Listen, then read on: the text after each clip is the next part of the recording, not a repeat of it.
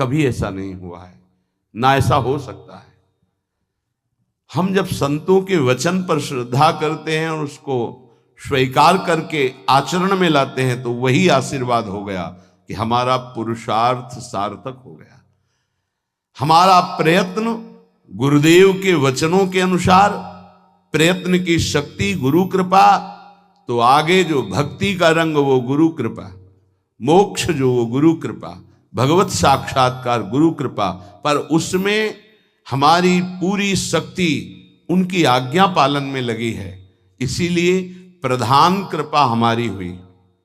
हम प्रधान कृपा अपने ऊपर नहीं करते, और तो सहायक कृपा सब है। भगवान की कृपा मानो देह मिला, सत्संग मिल रहा है।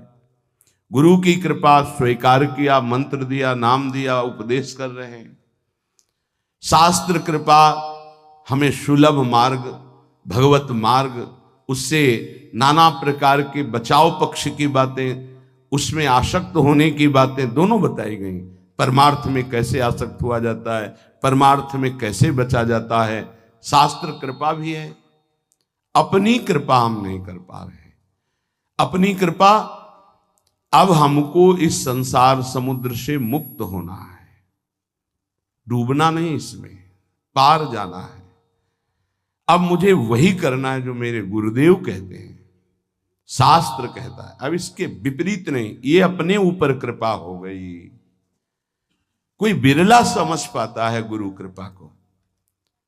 हमारी सदैव दृष्टि पार्थिव रही है, व्यवहारिक रही है, लौकिकी दृष्टि रही है, इसीलिए हम गुरु की बात में भी लौकिकी, व्यवहार की, स्वार्थपना देखते हैं।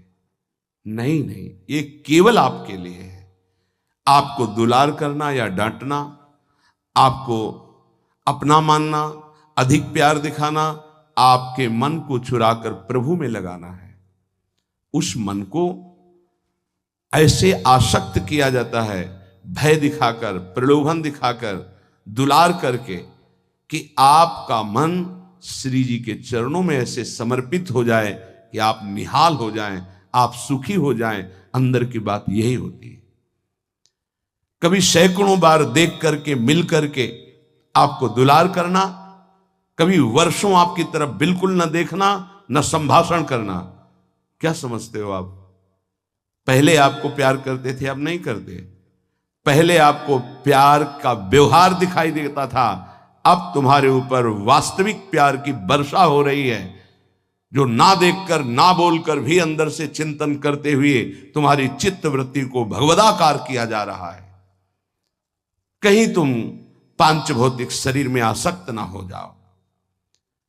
अगर पांच भौतिक शरीर में आसक्त हो गए गुरु के, तो शरीर छूटने के बाद तुम्हारे मन में आएगा अब मैं अनाथ हो गया।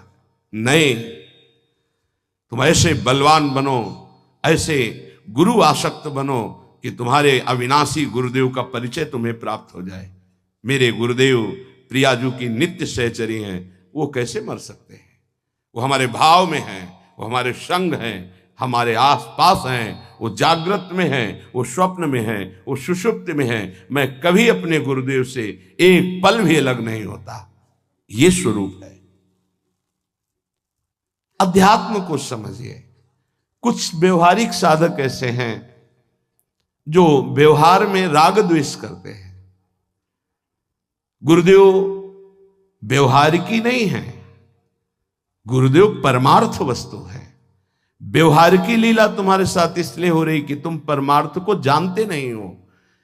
जैसे बालक घुटनों के बल चलता है तो पिता घुटनों के बल हो जाता है, और उसके साथ साथ उसको सुख पहुंचाने के लिए वैसे ही चलते हुए बोलता है। इसका मतलब यह नहीं कि पिता बालक हो गया,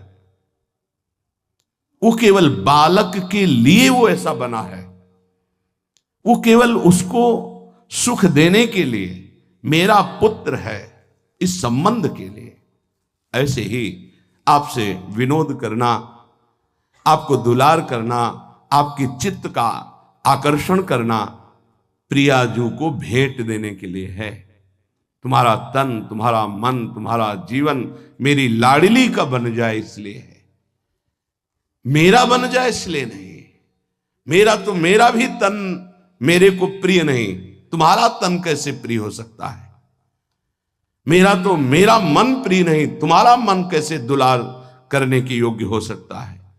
इस रहस्य को समझोगे तो परमार्थ के दिव्य पथिक बन जाओगे। मन, तन, प्राण और मैं स्वयं प्रियालाल का हूं।